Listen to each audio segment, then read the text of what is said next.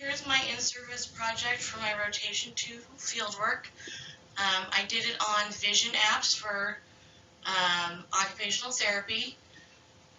My fieldwork setting is at Minds Matter, and here most of my consumers have some sort of vision issue due to the fact that all of them have either an acquired brain injury or traumatic brain injury, and vision issues go hand in hand with that.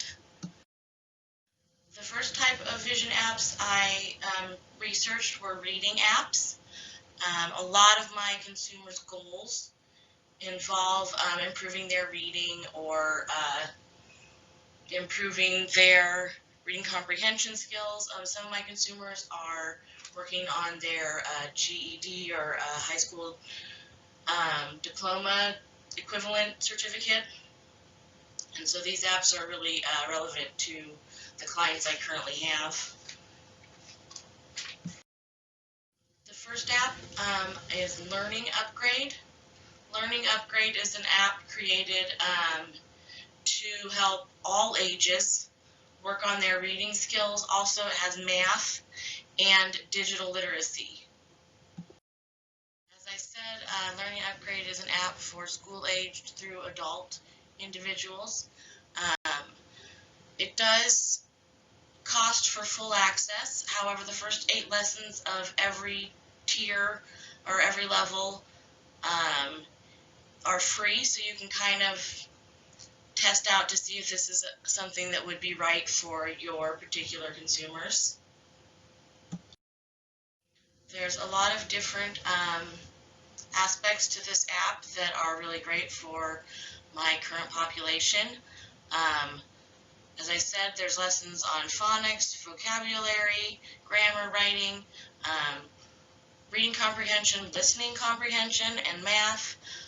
It works for adult education, so people working on their GEDs or high school equivalency. It also works for people in the workforce who are looking to up their skills in order to be able to perform the formal training that most jobs require. Helps you build literacy skills.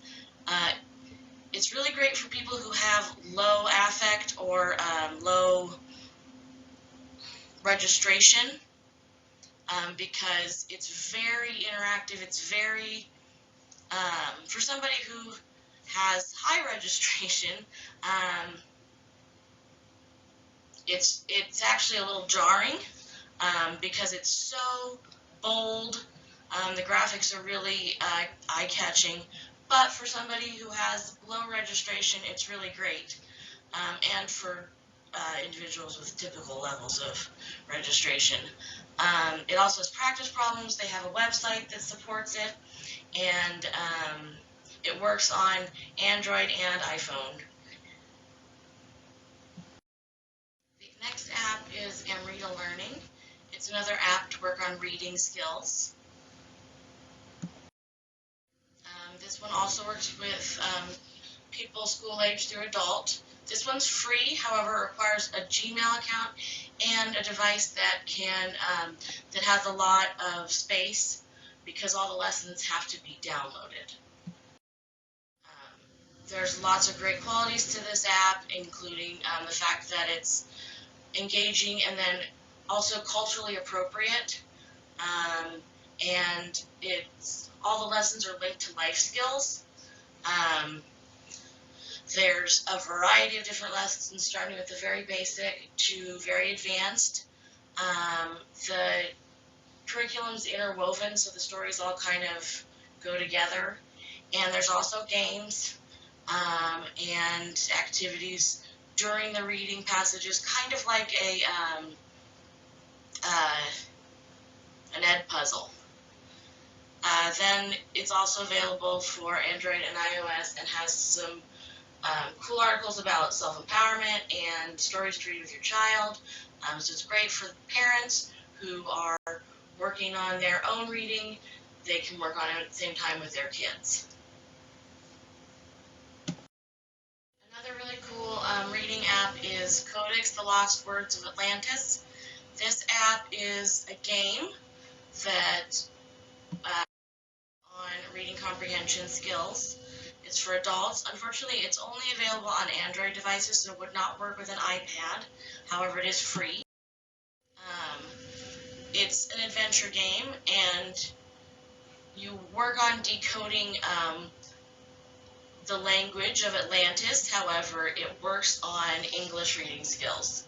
Um, the storyline is really fun. It works on lots of things like sight words.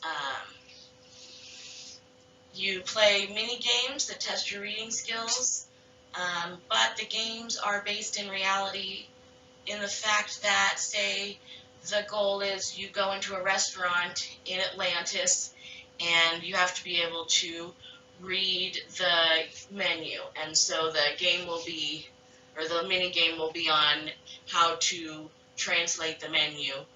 And in the process, you end up working on your English skills.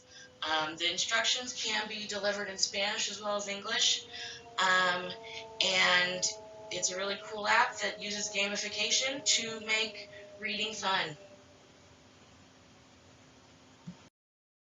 Sentence Master is a sentence building app. School-aged kids through adult. The free version, there's 50 levels for each of the 5 skill levels. The pro version is $15.99, but that gives you 900 additional levels for each category or skill level. The skill levels are beginner, competent, professional, expert, and then proverbs. It's a really good app because one of the hardest things about the English language is putting the words in a sentence in order. You use, there's little blocks kind of like the magnetic word things that were so popular to put on fridges, and you just move the words or sometimes punctuation into the right order. It's timed, each activity, and so it kind of, once again, uses gamification to make the learning process fun. It also can be used for a variety of different levels, and you can work to beat your score. The next apps category is visual perceptual apps. The first one is visual spatial games. This is a really cool app for Android and iOS. It's free with ads and $2.99 to remove the ads. It's got a variety of different games that work on a variety of different visual perceptual skills, including identification of 3D figures. So it'll show you a 3D figure and then give you 6 options rotated, and you have to figure out which of those options matches the figure in the picture. It has you reproduce patterns symmetrically. There's an estimation of perimeter and contour length, which is a game where it shows you a shape, and then you, on a straight line, have to estimate how much line you'll need to go all the way around your shape. It's very tricky. I tried it multiple times. I'm not very good at it, but that's why you practice. It's available in 5 languages. There's a challenge each day, and there's different kinds of levels depending on what you're trying to work on. Next app is Visual Attention Therapy. It's for Android and iPhone. It's for all ages, and it's $9.99, but the light version's free. It helps people with visual neglect improve awareness of the neglected side of space. There's a preliminary activity that kind of helps decide where the person's deficit is in their vision, and then there's hundreds of exercises that you can, there's lots of ways to tailor it to the individual. You can also set up profiles for your different consumers. And then there's, it's errorless learning, and it's really helpful, especially for people who do a lot of vision evaluations or work with a lot of clients who have visual neglect, because it automatically scores everything. It keeps track of their scores along a long period of time.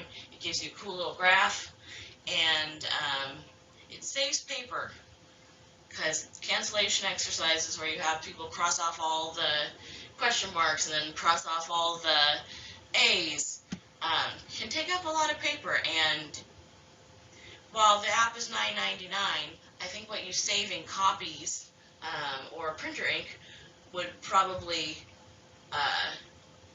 make this app really a good thing for your money in the long run. Next app is the Schultz tables. Originally, Schultz tables were to work on perimeter vision or peripheral vision. It's free with ads for all ages, and it's about $150 to remove the ads. The way the activity or the table was originally created, you look at the number in the center and then use your peripheral vision to find whatever number that the game prompts you to find. However, it doesn't have to be used that way. It can also be used for appropriate scanning, so starting at the top and going left to right, top to bottom. It works on attention, vision stability, and there's different sizes and styles of grids. You can do colorful, you can do not colorful. It keeps a little neat graph of your progress, and you can compare your stats with a leaderboard of everybody who performs the activities, which gives you a little bit of a sense of competition if that's something that your consumer needs. Next app for visual perceptual skills is Optics Trainer. It has a ton of games. It's free with ads and $3.99 for ad-free. Works with all ages.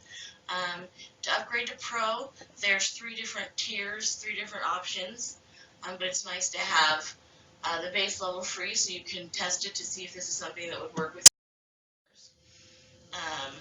There's 12 different activities, including that work on eye-hand coordination, eye movement, peripheral vision, dynamic acuity, momentary vision, and selective attention.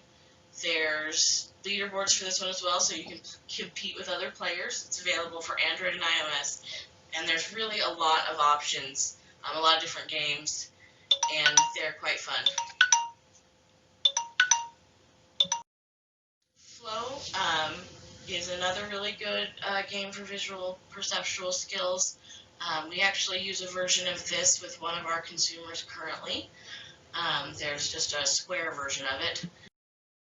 I included this one because it's for all ages, it's free, there's tons of levels, and it's very engaging. The colors are really nice, and the setup's really clean, and the sound effects are fun, and so works on eye-hand coordination, spatial relationships, visual motor planning, but once again, it uses gamification to make the activity fun. As I said, there's hundreds of levels. It can be timed, or you can just do the low stress, no time clock version. The games vary in level to simple all the way up to really difficult.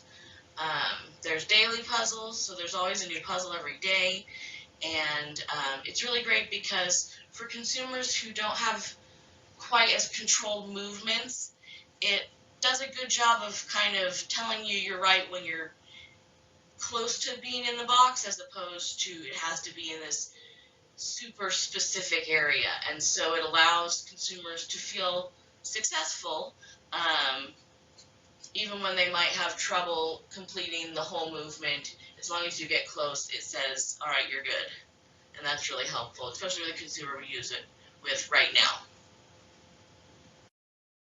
The last section of apps for vision are apps for the visually impaired. The first app is Blind Abilities. Blind Abilities is for Android and iOS for for all ages. It's free, and it combines podcasts and blogs that deal with accessibility and products and technologies for people who are blind or have very low vision. They have interviews with developers, with users, with advocates. They share experiences. Podcast topics include app and tech demos, iPhone 101, fitness apps that people can use. There's reviews on those. There's blog post topics, which have there's a lot of variety of blogs. Some of the topics are things I would have never thought of that would be issues for people who are blind, including active shooter preparedness, which I thought was really interesting. I had never thought about how that would affect blind people until using this app. Next app for individuals with low vision or who are blind is Be My Eyes. This is where a person who is visually impaired can call a person with vision and ask, hey, I've got these 2 bottles, which one is shampoo and which one's conditioner? There's volunteers all over the world, so no matter what time you need something, there's usually someone who speaks your language. So if it's in the middle of the night and you're in the U.S., instead of calling a volunteer in the U.S., it'll call somebody, in England or another English-speaking country.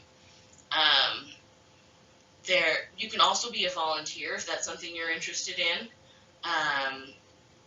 They do ask that the individuals who are blind do not use personal information or ask about personal information like Social Security stuff or bank stuff.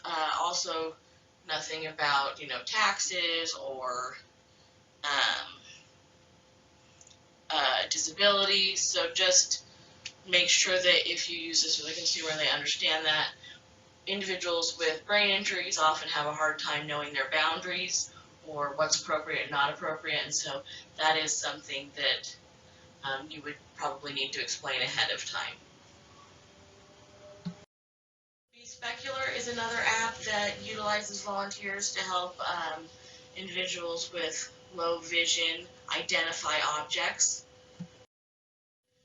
This one is also free, and it matches sighted volunteers with visually impaired users. However, instead of the app calling them, it allows the individual to take a picture and then send a text about what they want to know about the picture, and then the volunteers will relay that information back through text that's then read out by the app. AI Vision is an app that helps identify objects. It's $4.99 a month, and it literally says what it sees. There's a free version, but in order to get all the categories, that's the $4.99.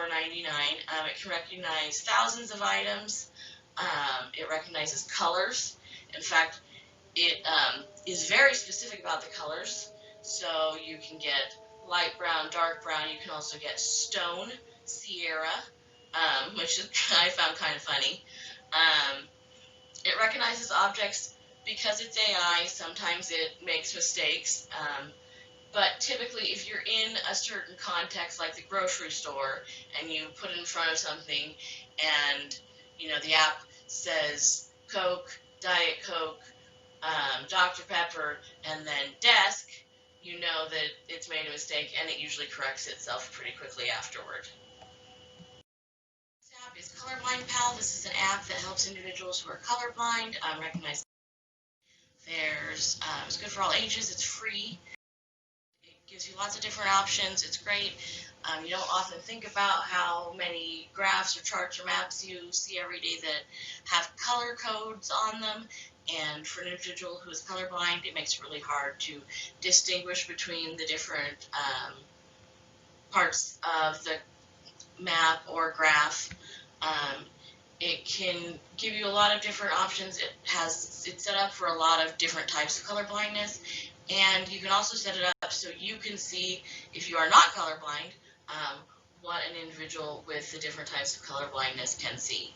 The next app is MDEV Reader. It's for individuals with information. It's free. An individual needs to be familiar with an EV reader before they start using it. It's help people who have central vision loss. It'll show ebooks. There's lots of different books, and it can help work on steady eye strategies and reading from left to right all the way across the page. App that helps individuals who are blind is the KNFB Reader. It's very expensive. However, it's got a lot of great quality. It allows the user to take a photo of the text, and then it reads it out in a Siri-like voice. It's fully accessible. It will help you if you're not getting all of the text in the view window. It'll let you know if you have the page upside down or flipped the wrong direction with the text on the back. And it'll read all kinds of things, text, bills, receipts, tags on items, and as I said, it's real expensive, but it can really increase an individual's independence. Another app that is for reading text is Speak. This app for Android or iOS phones. It's free though. While as eloquent or nicely set up as the KNFB reader, it's great when you're in a pinch. And honestly, it would work great if that's all you had. The app is worldwide. It supports any Latin-based language. There are additional languages that you can do online or use online as opposed to using a smartphone. But it does a bunch of different stuff. It'll do color detection. It will do scan barcodes, helps you read text, allows you to scan money, identify different projects or products and say them out loud. And so it does kind of a combination of some of the apps that I already went over, as well as it reads text. The final app is Bigger and Brighter. It's a magnification app. It's great for individuals with presbyopia, which, as we know, is vision loss or difficult reading due to old age. And it just happens, it's really helpful for individuals trying to read real small print. So like if you are trying to read a menu at a restaurant and there's low light and the menu has really small print, it can not only increase the size of the print, but it also uses your phone flashlight to brighten up the print, and it can use that in combination with different filters on your phone to make it easier to read.